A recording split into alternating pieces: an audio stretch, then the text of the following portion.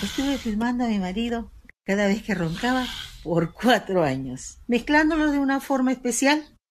Con la ayuda de mi sobrino, salió esto. Espero lo disfrute.